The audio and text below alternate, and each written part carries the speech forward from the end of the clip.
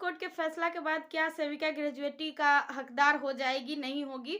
मैं आप लोग को पूरा डिटेल में बताने वाली हूँ और ग्रेजुएटी से लेकर के जो भी जानकारी है मैं पूरा जानकारी आपको डिटेल में दूँगी, जो कि बहुत लोग इस चीज़ को नहीं समझ पा रहे हैं। तो यहाँ साफ लिखा हुआ है, सोमवार को सुप्रीम कोर्ट ने कहा है कि ग्रेजुएटी भुगतान अधिनियम 1972 के तहत आंगनवाड़ी केंद्रों पर काम करने के लिए नियुक्त आंगनवाड़ी कार्यकर्ता सहायिका ग्रेजुएटी की हकदार होंगी, जो कि इसमें मेंशन किया गया है। और आप लोग सुनिए क्या क्या इनको मिलेगा, नहीं मिलेगा। सुप्रीम कोर्ट के फैसला के बाद क्या सेविका ग्रेजुएटी का हकदार हो जाएगी, नहीं होगी? मैं आप लोग को पूरा डिटेल में बताने वाली हूँ और ग्रेजुएटी से लेकर के जो भी जानकारी है मैं पूरा जानकारी आपको डिटेल में दूँगी, जो कि बहुत लोग इस चीज़ को नहीं समझ पा रहे हैं।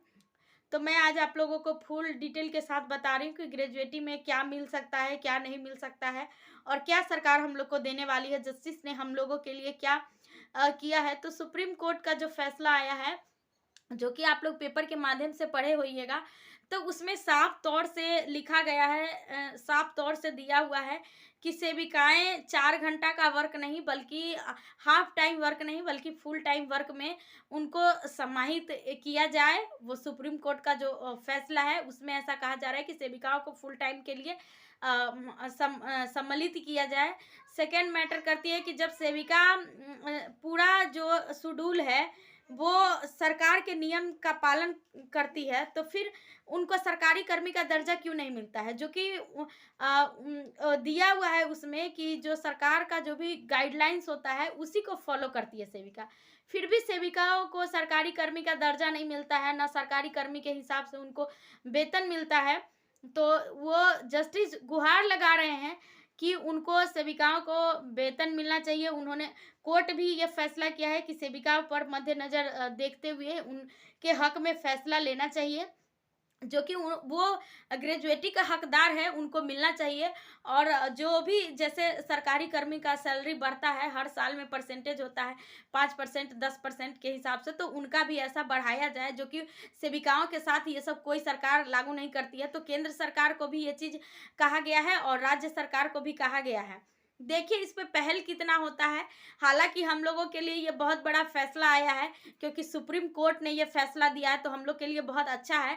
हम लोगों को सरकार सुनना तो पड़ेगा सरकार का, क्योंकि सुप्रीम कोर्ट का जो फैसला है तो इसको कोई इनकार नहीं कर सकता है और सेविकाओं के हक में है, क्योंकि होना भी चाहिए। सेविकाओं के लिए तो कोई आज तक आवाज़ ही नहीं उठा रहा है, कोई नहीं आ रहा है। बस एक मुद्दा गर्म होता है। अभी कुछ दिन पहले महाराष्ट्र में सेविका के लिए आवाज़ उठाए थे वहाँ के सांसद, तो वहाँ भी कुछ किया गया है। यूपी की सेविकाओं के लिए भी बहुत कुछ किया गया है, झारखंड की सेविकाओं के लिए भी किया गया है, लेकिन बिहार की सेविकाओं के लिए अभी नीतीश सरकार का आँख खुला नहीं है।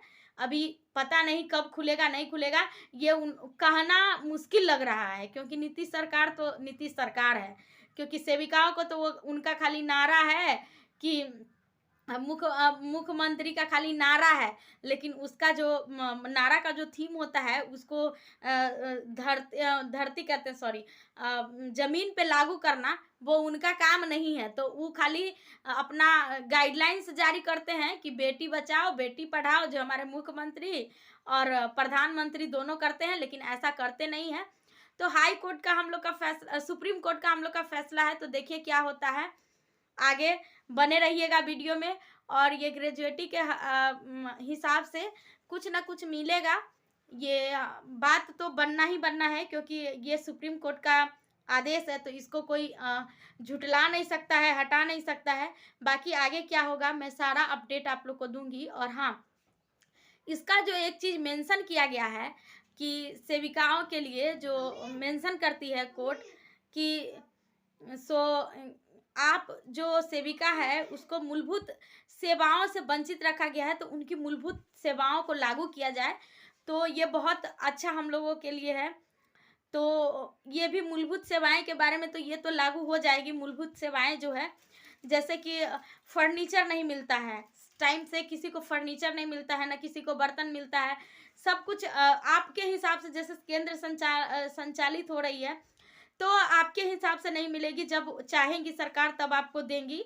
तो उसके लिए एक विशेष प्रावधान भी दिया गया है इसमें, जो कि ये है कि आपके यहाँ से विभागीय लेटर जाएगा तो आपकी मूलभूत सेवाएं जो है वो आपको उपलब्ध करा दी जाएगी। तो ये ठीक है, अब देखिए कब क्या होता है, ये तो हम भी नहीं जानते हैं, क्योंकि ये सरकारी चीज़ है तो कहना भी मुश्किल लगता है कि सरकार कब क्या करेगी नहीं करेगी, इसका कोई गारंटी नहीं है। बट ये सब जो मूलभूत सेवाएं हैं जो कि कोर्ट द्वारा डिसीजन हो चुका है, तो इसको लागू करेगी। वेतन का तो अब उन्हीं लोग के हाथ में है, करेंगे कि नहीं करेंगे। लेकिन ये मूलभूत जो सेवाएं हैं, जो कि ज़रूरी सेवाएं हैं, उनको ये लोग जल्द ही लागू करेंगे। तो आई होप आप लोग को मेरा वीडियो अच्छा लगा होगा, और मैं आप लोगों को इतनी इन्फॉर्मेटिव वीडियो प्रोवाइड करवाती हूँ, तो प्लीज़ मेरे चैनल को सब्सक्राइब करिएगा, एक लाइक करिएगा और प्यारा प्यारा सा कमेंट करिएगा। तो चलिए आप लोगों से विदा लेती हूँ। जय हिंद, जय भारत।